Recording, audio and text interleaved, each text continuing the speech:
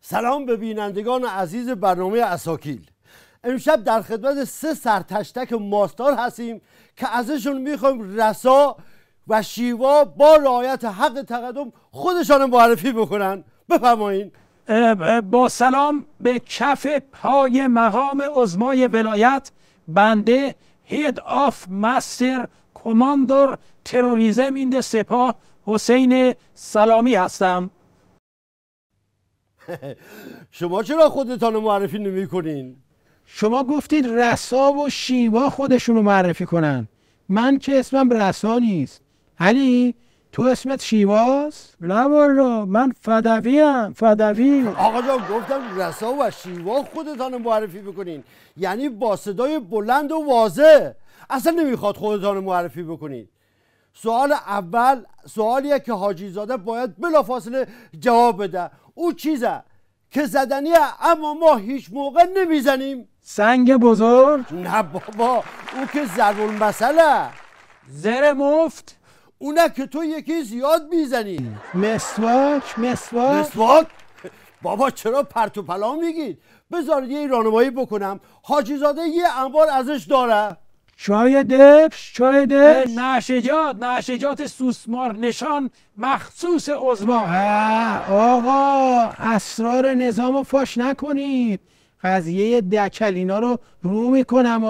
نه بابا نمیخواد هم دیگر تیکه پاره بکنین.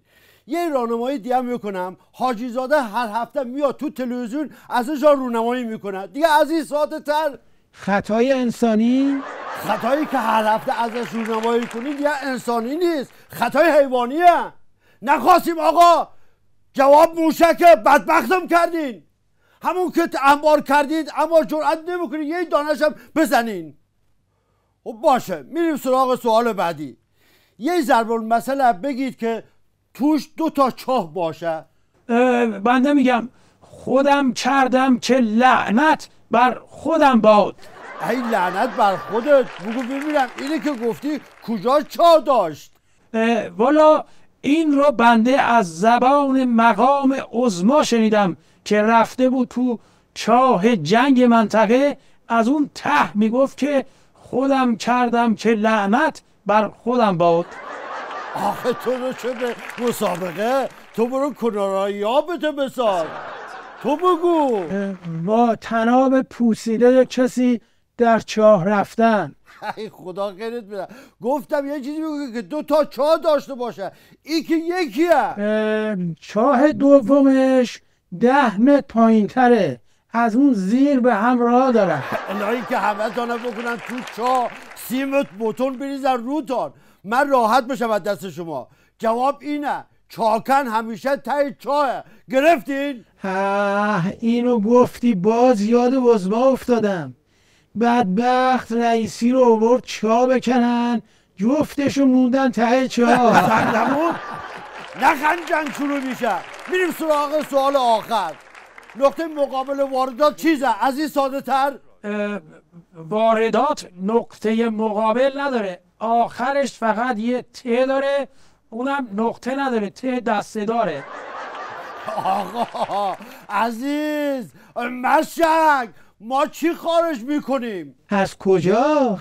از کجا؟ از کجا چیه؟ از مملکت دیگه. ارز. خب چه وارد میکنیم؟ چای دبش. در واقع اصلش اینه که پول چای هند رو میگیریم، چای درغوزآباد رو میریزیم تو کیسه چای دبش، بعد وارد میکنیم. باز که اسرار نظام رو کردید که. بابا جواب سوال منو بدید. میگم نقطه مقابل واردات چیزه؟ اصلا بذار یه راهنمایی دیگه بکنم. قاضی حکم بازداشت رو چه کار میکنه؟ قرائت میکنه، پاره میکنه، باطل میکنه. ای خدا عدس اینا. بابا صادر میکنه. صادر. حالا یه الف و ت بذارید آخرش چی میشه؟ قاضیات، قرائتات، بازداشتات. ای وای، اینا روح و روان منو به فنا دادن. یکی بیاد منو بخوره راحت بشم. من نیستم دیگه بدبخت. منو وایستا. خدا یه موشک میزنم.